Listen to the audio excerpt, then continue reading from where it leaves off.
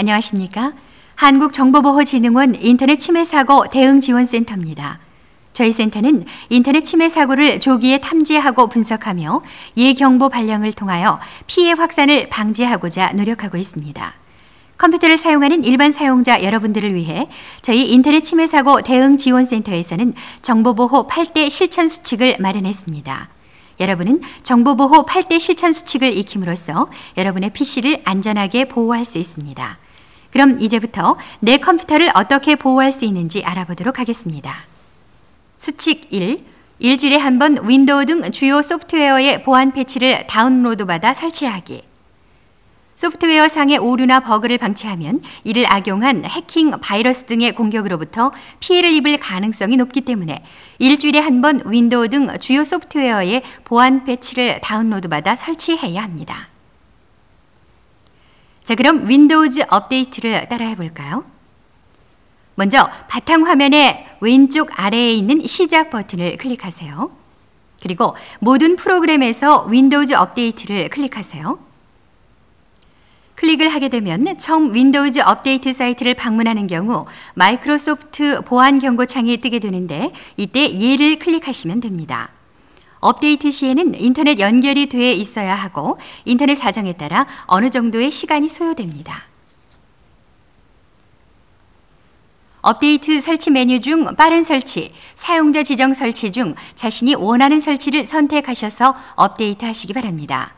클릭 후에는 현재 PC에 필요한 업데이트 정보를 모으는 작업이 진행됩니다. 작업이 완료됐다면 필요한 업데이트 설치를 클릭하신 후 설치하시면 됩니다. 더 이상 업데이트할 내용이 없을 때까지 패치하시기 바랍니다.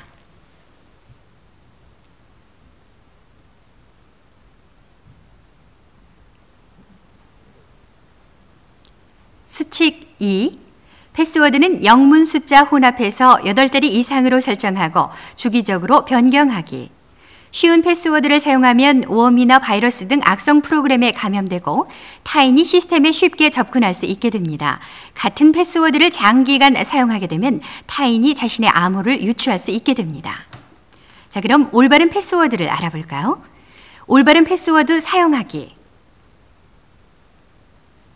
좋지 않은 패스워드란 숫자만으로 이루어지거나 길이가 짧은 패스워드 또는 love, happy와 같은 잘 알려진 단어로 구성된 패스워드로서 예를 들면 1234, 애드민 등 쉬운 패스워드나 생년월일, 전화번호 등 타인이 쉽게 유추할 수 있는 패스워드입니다.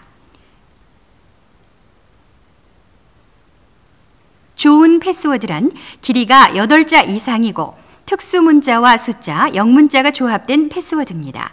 일반적으로 한글을 영타로 치고 숫자와 특수문자를 조합하는 방식이 좋습니다.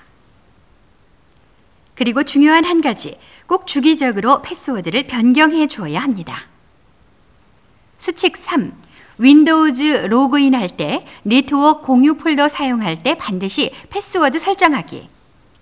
패스워드 설정은 쉽지만 가장 강력한 보안 수단입니다.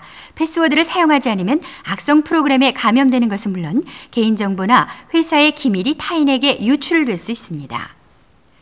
패스워드 설정 방법을 알아볼까요? 먼저 바탕화면의 왼쪽 아래에 있는 시작 버튼을 클릭하고 제어판을 클릭하세요. 새로 나타나는 제어판 창이 뜨면 사용자 계정을 찾아 더블 클릭하세요. 사용자 계정 창에는 여러분이 사용하는 컴퓨터 계정이 나타나게 됩니다. 자신이 사용하고 있는 계정을 클릭하세요. 내 암호 변경을 클릭하면 암호를 변경하는 창이 나타납니다. 현재 암호를 입력하세요. 암호가 설정되어 있지 않은 경우 암호를 입력하지 않으셔도 됩니다. 변경하고자 하는 새 암호 입력에 입력하세요. 새 암호는 확인하기 위해 2번씩 입력하게 됩니다.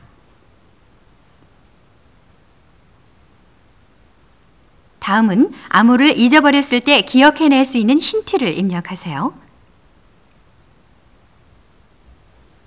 마지막으로 암호 변경 버튼을 클릭하면 사용자 암호 변경이 완료됩니다.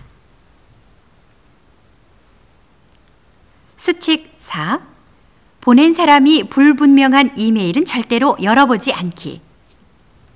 사용자는 자신도 모르는 사이에 웜이나 바이러스와 같은 악성 프로그램들이 이메일로 배달되어 컴퓨터에 큰 피해를 입을 수 있으며 메일 주소록에 저장되어 있는 주소로도 악성 프로그램이 전파되기 때문에 타인에게 큰 피해를 끼치게 됩니다. 자, 그럼 올바른 이메일 사용법에 대해 알아볼까요? 메일 감시 기능 설정하기. 최근의 백신 프로그램은 대부분 메일 감시 기능을 갖고 있으므로 메일 감시 기능을 항상 활성화한 후 이메일을 사용해야 합니다. 메일 감시 기능이 활성화되어 있는지 확인하는 방법은 사용하는 백신의 환경 설정 메뉴의 메일 항목에서 메일 감시 항목이 체크되어 있는지 확인하시기 바랍니다.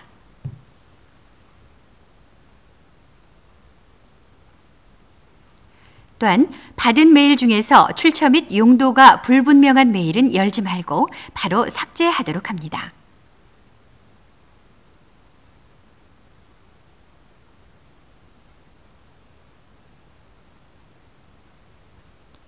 첨부 파일이 있는 메일을 읽을 경우에는 먼저 백신 검사를 한 후 열도록 합니다.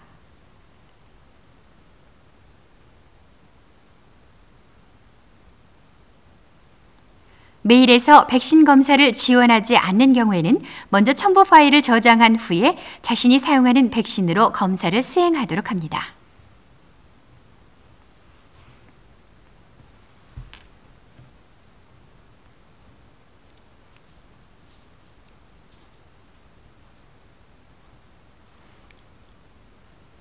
수칙 5. 백신 프로그램을 설치하고 자동 검색, 자동 업데이트 설정하기. 악성 프로그램의 기능이나 제작 기법이 발달하면서 사용자도 모르는 사이에 악성 프로그램에 감염되는 경우가 많아지고 있기 때문에 백신 프로그램을 설치하고 자동 업데이트 설정 후 주기적으로 점검하셔야 합니다. 업데이트 및 시스템 감시 기능 설정하기.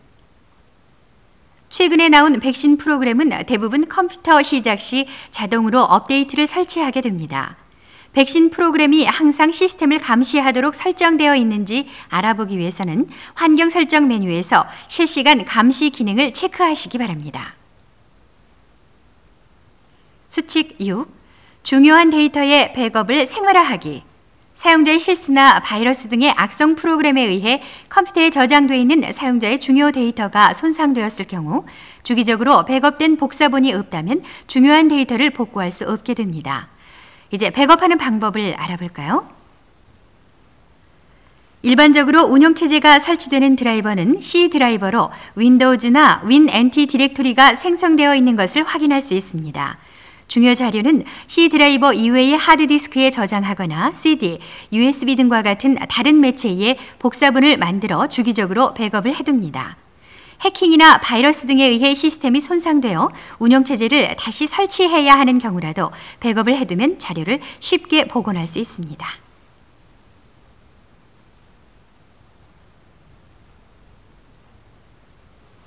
수칙 7. 정품 소프트웨어 사용하기. 불법 소프트웨어 사용은 타인의 지적재산권을 침해하는 일이 되며 불법 소프트웨어는 악성 프로그램이 숨겨져 있을 확률이 높기 때문에 바이러스나 해킹 등의 통로로 악용될 수 있습니다. 프리웨어, 쉐이웨어 등을 다운받아 사용할 때는 출처를 명확히 파악하여 다운로드 받고 설치하거나 사용하기 전에는 반드시 백신 검사를 하도록 합니다. 수칙 8. 하루 한 번 컴퓨터 껐다 켜고 컴퓨터를 이용하지 않을 때는 전원 끄기. 다른 사람이 내 PC에 멀리서 몰래 접근하거나 밝혀지지 않은 취약점을 이용하여 바이러스나 웜, 백도어 등의 악성 프로그램이 내 PC에 접근하는 것을 원천적으로 막는 가장 확실한 방법은 인터넷 연결을 끊는 것입니다. 이상으로 해킹 바이러스 8대 실천 수칙을 알아봤습니다. 8대 실천 수칙의 세부 내용은 보호나라 홈페이지에서 확인하실 수 있으며 내 컴퓨터를 보호하기 위한 많은 정보를 얻을 수 있습니다.